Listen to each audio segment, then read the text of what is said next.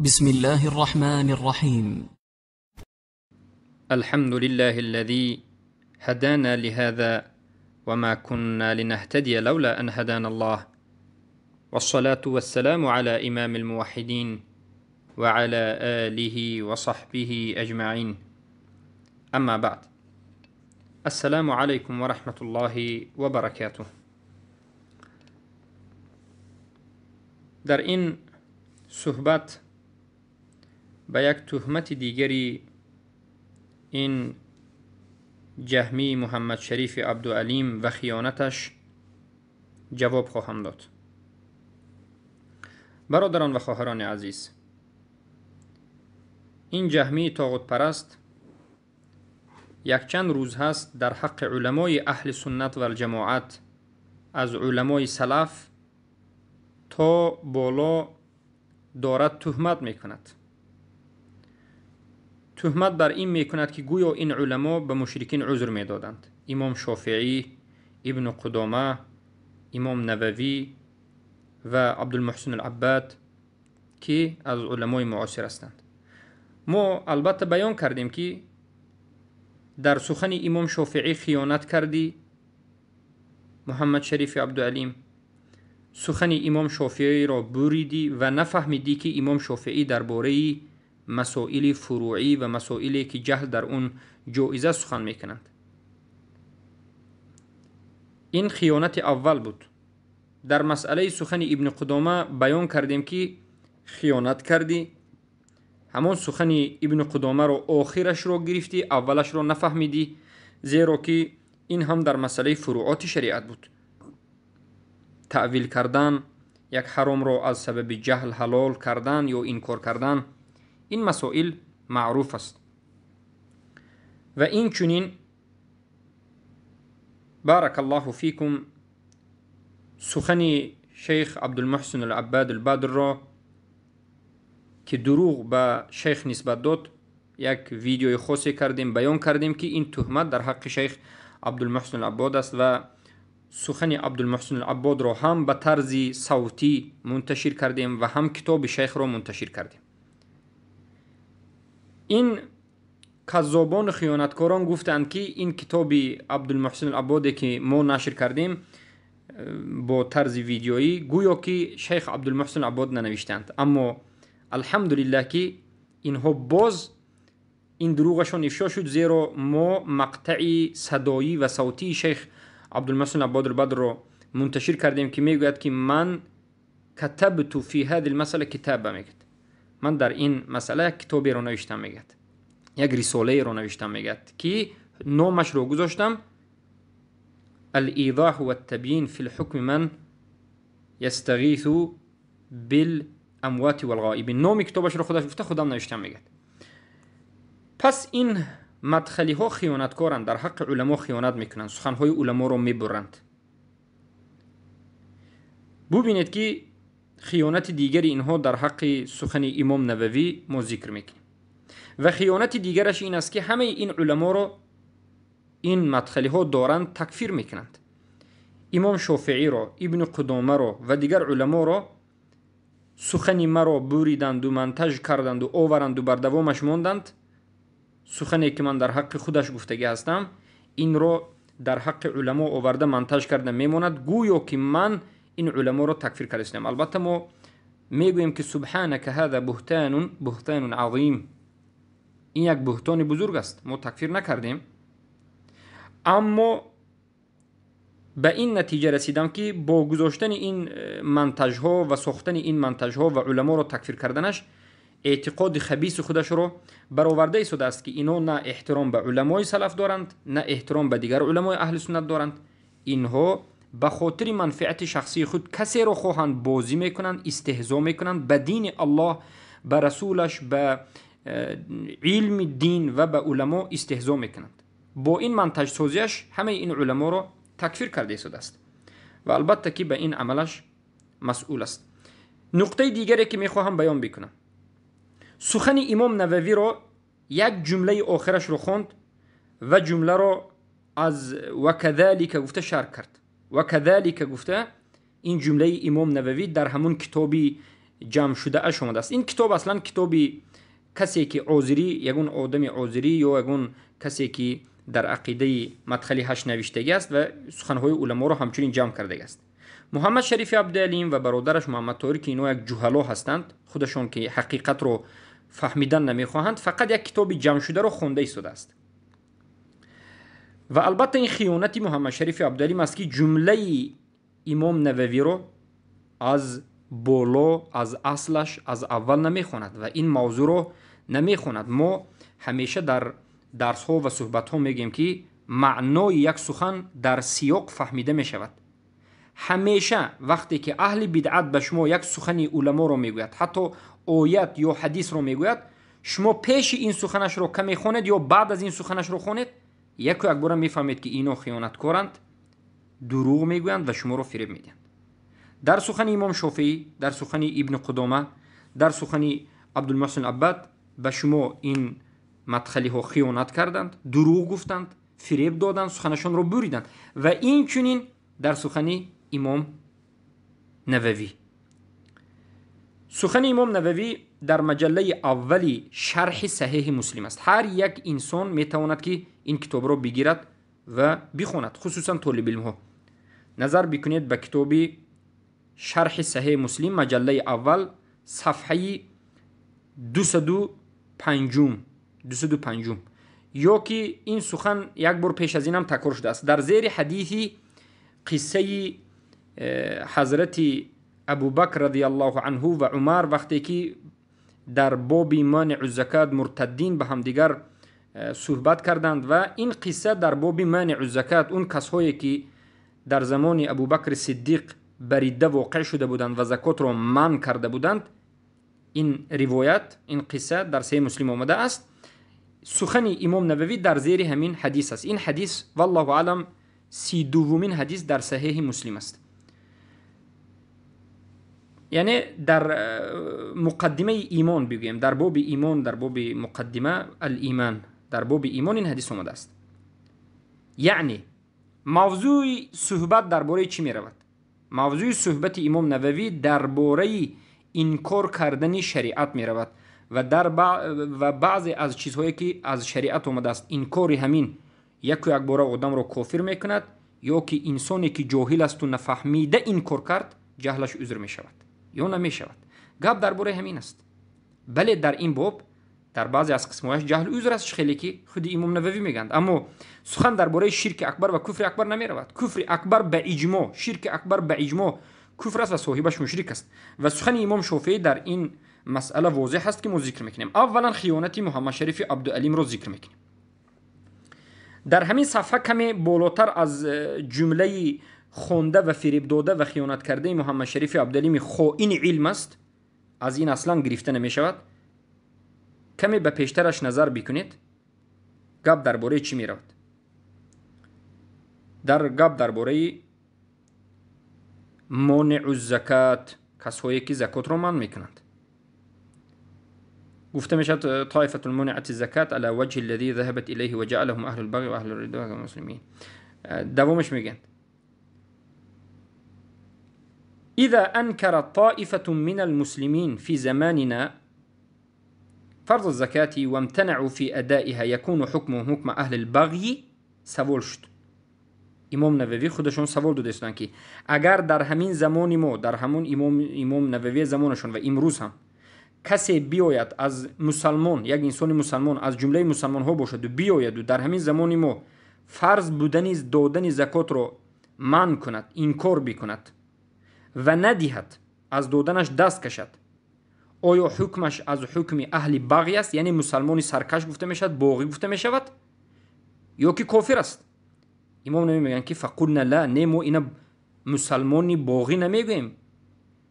فإن من أنكر فرض الزكاة في هذه الأزمان كان كافرا بإجماع المسلمين. هر کسی که در این زمان زکات را انکار کند به اجماع مسلمان ها کافر است. سخن را میکنند و میگویند. در دوامش میگن که فأما اليوم وقد شاع دين الإسلام وقد شاع دين الإسلامي. اما امروز دین اسلام منتشر شد، آشکار و واضح شد. واستفاض في المسلمین و همه مسلمان ها از این دین اسلام با خبر شدند و فهمیدند و علم واجب بودن زکات را همه از انسانهای خاص و عام فهمیدند. علم وجوب الزکات او علم وجوب الزکات یا که علم وجوب الزکات، علم واجب بودن زکات را حتی عرف الخاص والعامه، همه خاص و عام همه فهمیدند. و اشترک فیه العالم والجاهل، همه مشترک هستند، همه برابر شدند در باب زکات، واجب بودن زکات، هم عالم هم جاهل.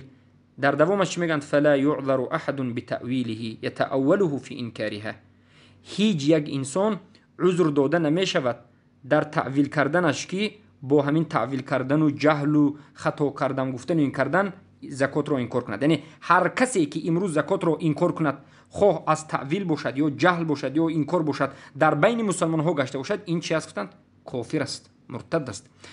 در دوام سخن انکنون سخن محمد شریف عبدالعلیم دوام جمله است، میگوید و كذلك الامر في كل من انکر شيئا مما اجمعت الامه علیه، و این چنین همین حکم را میگیرد، یعنی کافر میشود هر کسی که انکار کند یک چیزی رو که امت برای جایز بودن او، برای این امر دین بودن او اجماع کرده است از امرهای دین.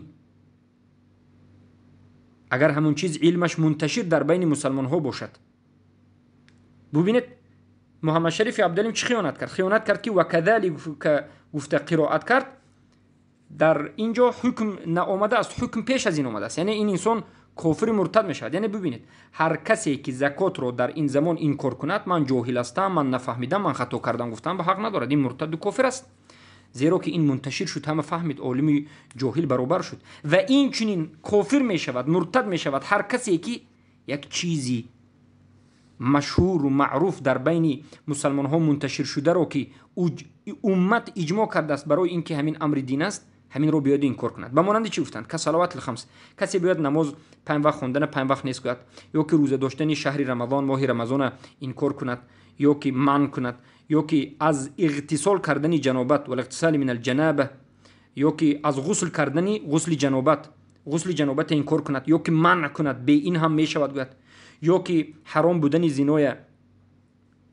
انکار کند، یا که زینای جایز گفت، کردنش جایز بو که ندارد گفت، یا که خوردن عرق، یا که نکاح کردن به خویش و تباری، مثلا خوله و عمه اینو یگون خویش و تباری ذوات المحارمه و نحوها من الاحکام الا ان یکون، و همچنین از احکام ها. بمانند این که مثلا کسی بیاد چی گفت ریشه انکار کند، ریشه از دین ما نیست گفت، یا کسی بیاد حجاب انکار کند، حجاب از ما نیست گفت، این مال بیگانه گفت، در حالتی که به همه مشهور است، منتشر شده است، به اجماع امت این از امور دین است. این چی است؟ این انسان مرتد و کافر است. انا این با یک رد دیگر به محمد شریف عبدالعلیم، این طاغوت پرست که این طاغوتی که ولی الامر میگه مرتد است، لیکن اینها تو به حال مرتد نگفته است. اگر سخن امام نووی را در حقیقت تو قبول داشته باشی، مرحمت، امام نووی ولی الامر تو را مرتد میگه. این سخن درباره انکار رفته شده است، نه درباره شرک اکبر. انکار کردن فروعات این یک چیزی دیگر است. این شریعت یک چیزهایی هست که به سمع ثابت شده است، به قرآن و سنت اومده چیزها رو کسی که منتشر شده دیده و دانسته انکار کند، البته که مرتد است.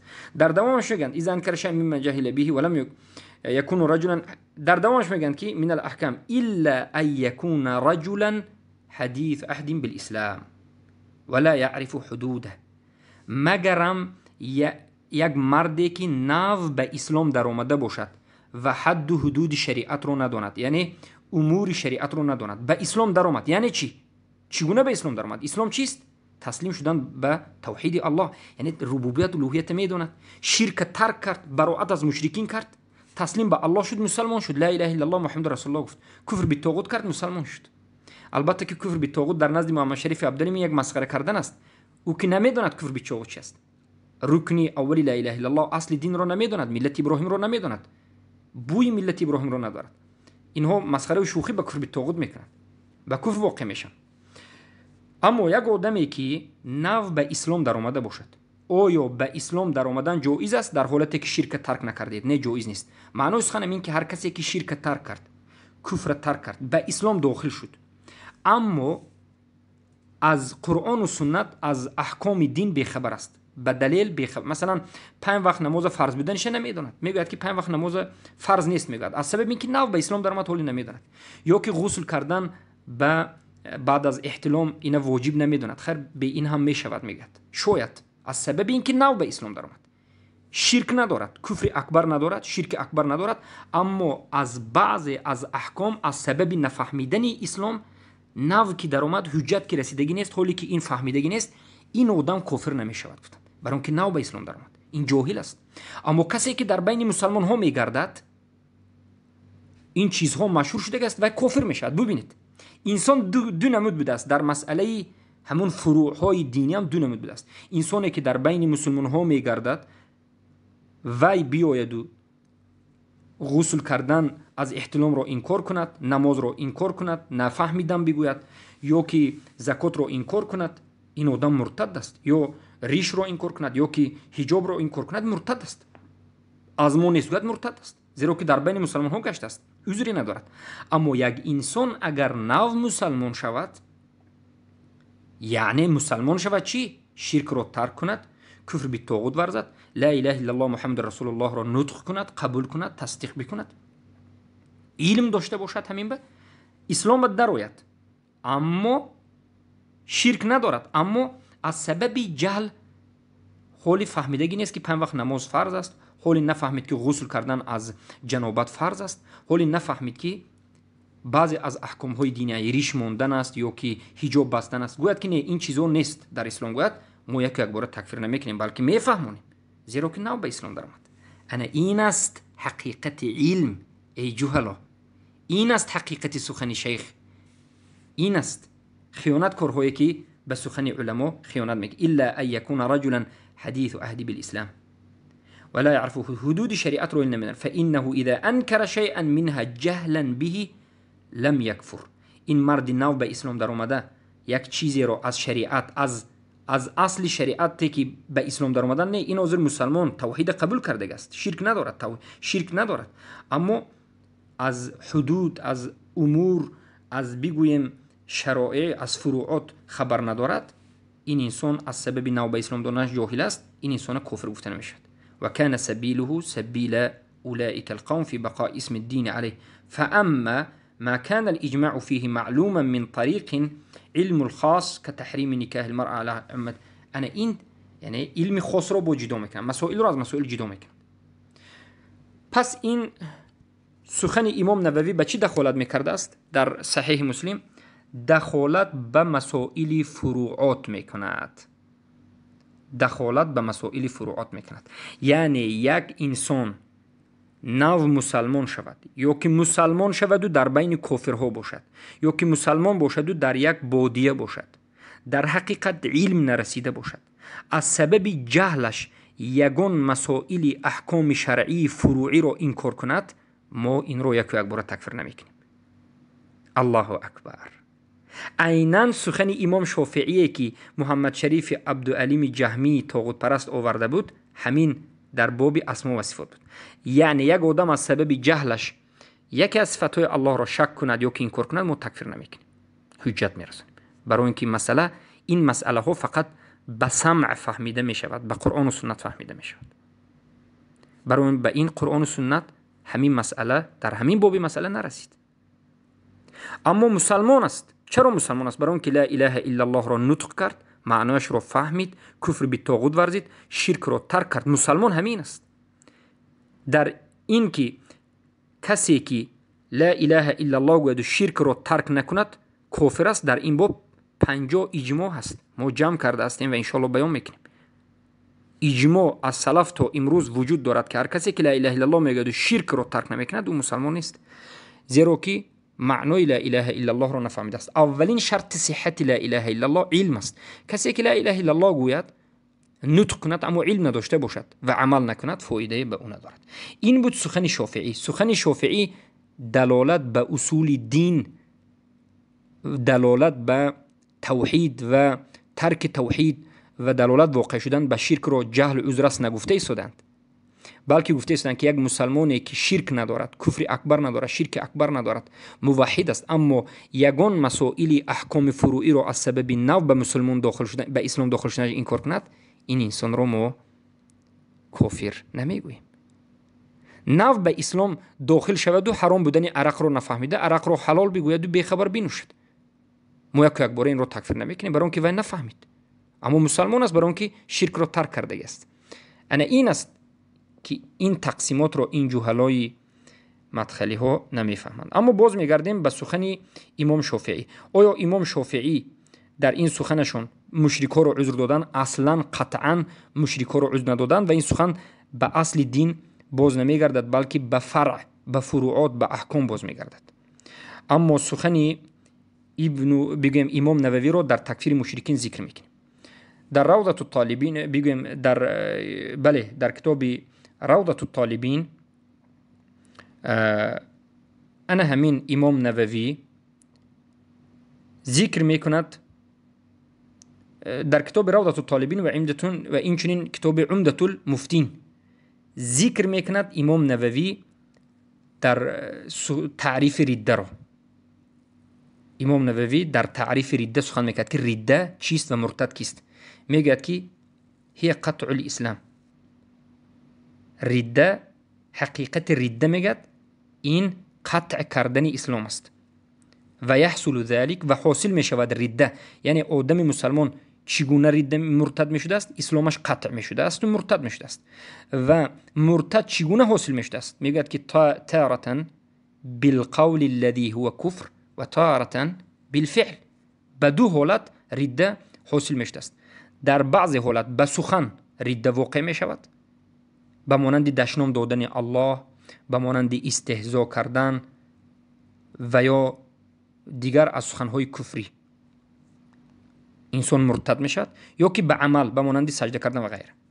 یعنی هم به قول و هم به عمل ردة میشده است، مرتد میشده است. اما مدخلی های جهمی رو ببینید، اتئیست رو برادر میگوید و ردة در نزد اینها فقط اعتقادی است، قولی و عملی ردة رو اینها قبول ندارد. امام نووی 100% ضد محمد شریف عبدالعلیم خائن است، زیرا که ردة قولی و عملی است. میگوید در دوام سخنش میگوید والافعال الموجبه للكفر هي التي تصدر عن تعمد و استهزاء بالدين صریح.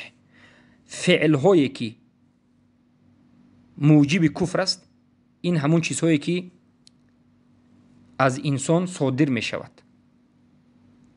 فهمیده، یا بگویم همون عمل رو قصد کرده، گرچنده که نمیفهمد، جاهل است، کفر بودن و شرک بودن هم چیز رو نفهمدم، لیکن همون عمل رو انجامش رو قصد میکند. به مانند استهزا کردن به دین آشکار و واضح. خیلی که در زمان پیامبر صلی الله علیه و آله وقتی که پیامبر صلی الله علیه و آله به جنگ تبوک رفتند، یک عده از صحابگانی که به رسول الله ایمان آورده بودند، مؤمن بودند، نفهمیدند که شوخی کردن به دین، استهزا کردن به دین این کفر است و آدم کفر میشد. از سبب نفهمیدن شوخی کردند. الله اونها را تکفیر کرد. شوخی کننده یک نفر بود، اما چندین نفر دیگر در گرد و اطراف این انسان نشسته سکوت کرده بودند. الله هم سخن کننده و هم سکوت کننده را تکفیر کرد. گفت ابالله و آیاته و رسول کنتم تستهزئون لا تعتذروا قد كفرتم بعد ایمانکم. الله گفت شما ایمان داشتید، یعنی الله اثبات کرده است که اینا ایمان داشتن، مؤمن بودند، لیکن کافر شدند به سبب استهزا. در حالتی که جاهلانه استهزا را جاهلانه کردن، نفهمیدن که استهزا کفر است. خیلی که در آیات خودشون اومده است که اینا میگن که کنا نخوض و نلعب، ما شوخی کردیم، بازی کردیم، ما نمیدونستیم که این سخن کفری است، ما فکر کردیم که یک بازی شوخی. اما الله گفت که عذر نبیاره، شما کافرید. عذر در استهزا هم، خیلی که در شرک اکبر عذر نیست، در استهزا هم عذر نیست، و این چنین در دشنام دادن الله و رسولش، دینش عذر نیست.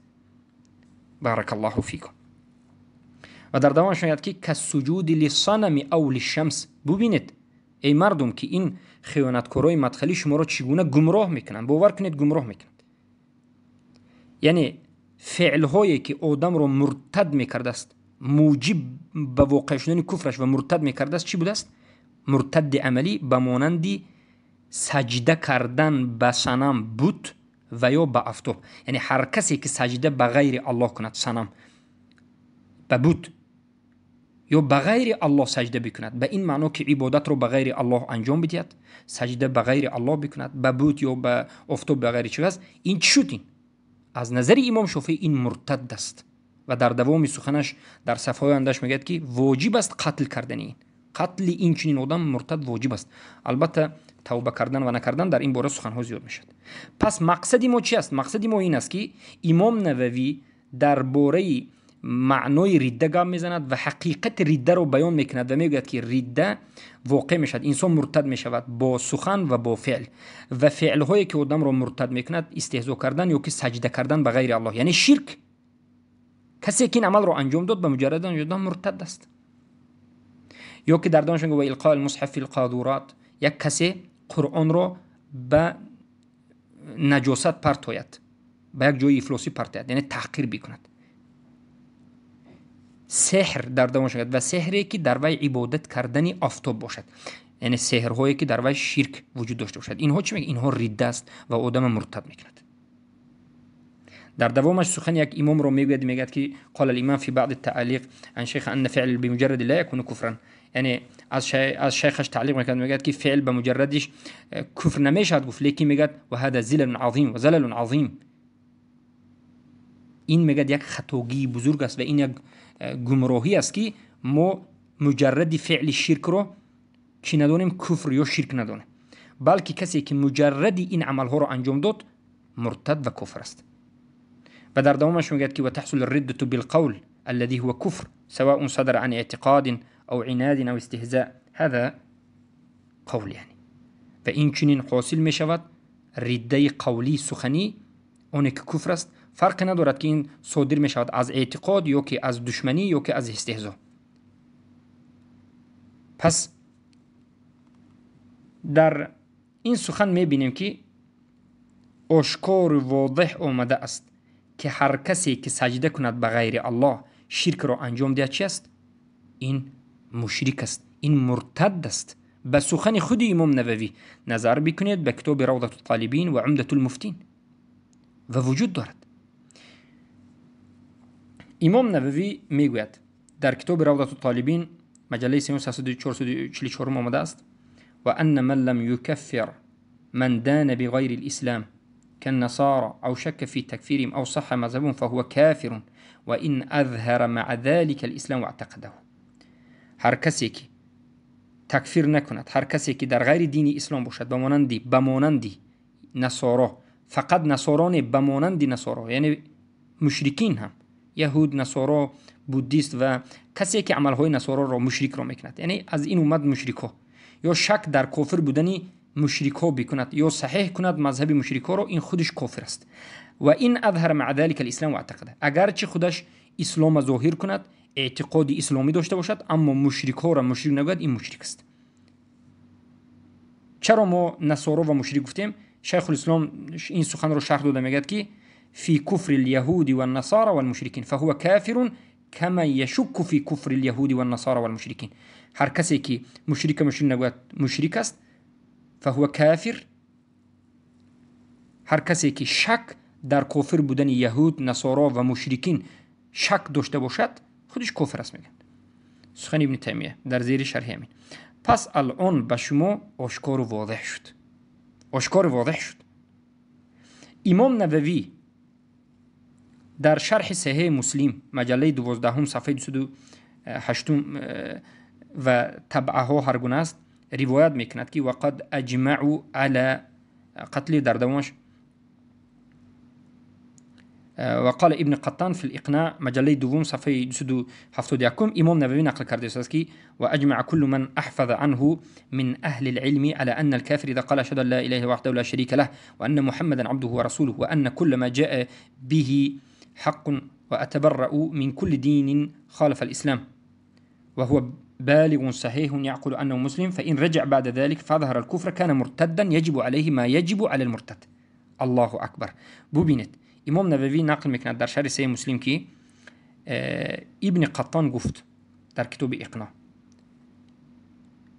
از همه اون کسایی که ما از اونها علم گرفتیم و اهل علم هستند دیدیم و شنیدیم که همشون اجماع کردن، یعنی همه علمای اهل سنت و جماعت اجماع کردن که اگر یک کافر بگوید که اشهد ان لا اله الا الله وحده لا شریک له و ان محمدا عبده و رسوله بگوید، شهادت میتیم که نیست معبودی بر حق بجز الله، الله یگانه است، شریکی ندارد و محمد بنده او و رسول او بگوید، و بعد از این همه آمده رسول چیزی که آوردن رسول الله حق است بگوید، و من براءت خود را از تمام دین غیر دین اسلام، مخالف دین اسلام، هر یک دینی که است از او براءتم را اعلام میکنم بگوید، و خودش بالغ باشد، صحیح، عقل صحیح داشته باشد، این مسلمان می شود. یعنی چه خیلی مسلمان میشید؟ اشهد ان لا اله الا الله گوید، اشهد محمد رسول الله گوید، شرک ترک کنید و براءت از شرک و مشرکین اعلام بکنید، عاقل و صالح باش، سالم باشید، بالغ باشید، مسلمان میشید. و در دوامش میگن فإن رجع بعد ذلك، و بعد از همین مسلمان شدن اگر رجوع کند، فاظهر الكفر، و کفر ظاهر کند. آیا سجده کردن به غیر الله کفر اکبر است یا نیست؟ کفر اکبر است. شرک اکبر است، کفر اکبر است. همین ظاهر کند. این چی میشد است؟ کان مرتدا، مرتد میشد. یجب علیه ما یجب علی مرتد، بر بالای سری این واجب میشود هر چیزی که بر بالای مرتد واجب است. انا این است سخنی امام شافعی.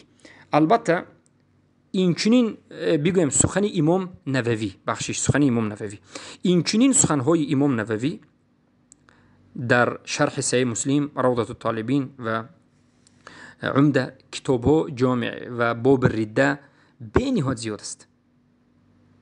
امام نووی مشرک را مشرک میگفت،